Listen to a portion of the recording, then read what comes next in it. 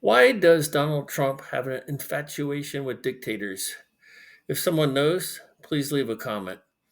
He seems to have an infatuation with Chairman Kim Jong un, Chairman Xi, and dictator Vladimir Putin. We're going to have another meeting. Chairman Kim would like to have another meeting. We'll have a meeting. I was really being tough, and so was he. And we would go back and forth. And then we fell in love.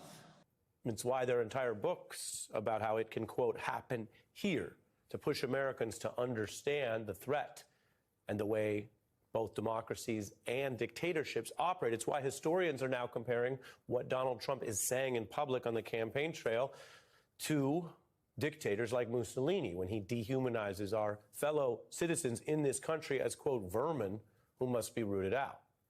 And Cheney, who staked her career on this, is saying this threat is now here.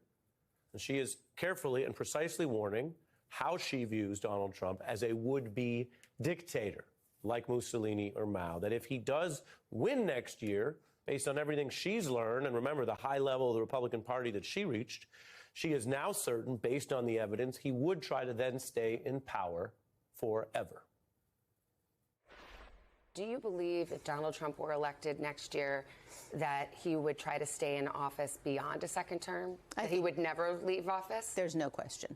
You think he would try to stay in power forever? Absolutely. I mean, he's already done it once. He's already attempted to seize power, and he was stopped, thankfully, and for the good of the nation and the republic. But he said he will do it again. He's expressed no remorse for what he did. Everything you heard her say there is a public fact. Trump actually backed the Chinese government's crushing of dissent. A new piece in the Times unearths his comments from 1990, how the then authoritarian Chinese government killed demonstrators in Tiananmen Square, hundreds of innocent students. Trump said that back then that the killings, which he was aware of, he said when the students poured into Tiananmen Square, the Chinese government was vicious, horrible, but they put it down with strength. And he then said something that he's, of course, repeated many times. Our country right now is perceived as weak in contrast to what he called strength.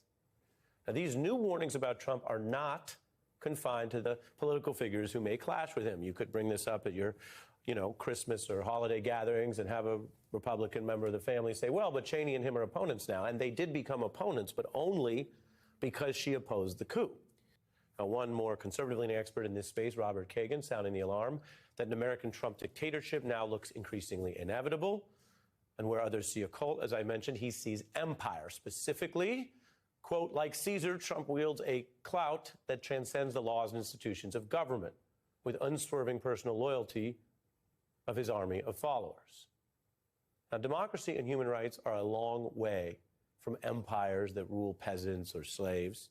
And while there are now some comedic takes online about how much people think about the Roman Empire these days, it is dead serious. The notion of an actual Trump-led wannabe empire is the end of democracy, which sounds like a bad thing unless, by the way, you're part of this sort of half-trolling, half-serious right-wing online community where some now push what they literally call red Caesarism as a kind of a code, envisioning Trump as a new Caesar to deal with the collapse of the United States.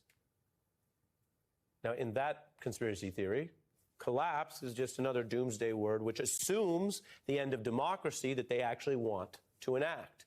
Now, one place that Trump did fail in all this in office was trying to get generals of the military to join his illegal plans. But he's trying to build more support for that right now as well, discussing what sound like illegal efforts to hijack existing federal law as a way to justify using the military to crush domestic unrest. Trump also has openly called for the murder or assassination of one of the generals he opposes. He wants to put more loyalists in government to enact the plans, including prosecuting opponents. Only a duty of being in a democracy, but also really, if you want to look at it this way, a small price to pay for avoiding what might come. Where do we go from here? These are ancient atavistic problems for any society that seeks to be governed by something more than corrupt and oppressive mob rule. The singer Frank Ocean, the singer Frank Ocean boiled this down once to its essence. Human beings in a mob. What's a mob to a king? What's a king to a god? And what's a God to a non-believer who doesn't believe in anything? America is quite literally facing a mob that wants a king, with a king who wants to be a kind of God, with a mob that doesn't believe in facts or anything other than getting its way. That was dangerous in Rome. It's dangerous if you face that kind of non-believer in the Colosseum. And from what we can tell on the evidence with no deliberate alarmism, it is dangerous right now.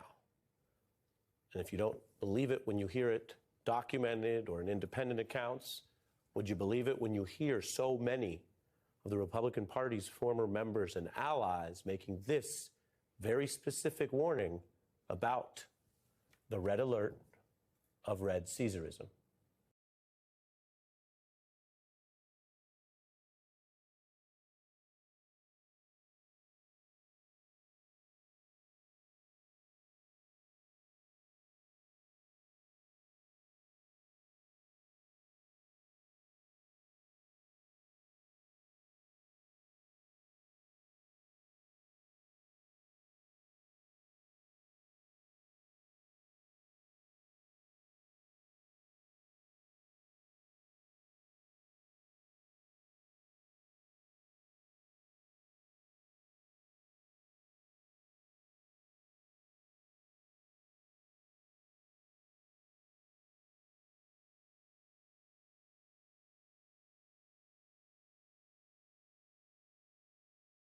We're going to have another meeting. Chairman Kim would like to have another meeting. We'll have a meeting. I was really being tough, and so was he. And we were going back and forth. And then we fell in love. Okay? No, really. He wrote me beautiful letters. And they're great letters. We fell in love. I find this kind of scary. Does anyone else? I mean, I really don't want to live under a dictatorship. I don't understand why the Maga people can't see through Trump's lies. I mean, it must be a cult. I mean, they must be brainwashed. I really don't understand it.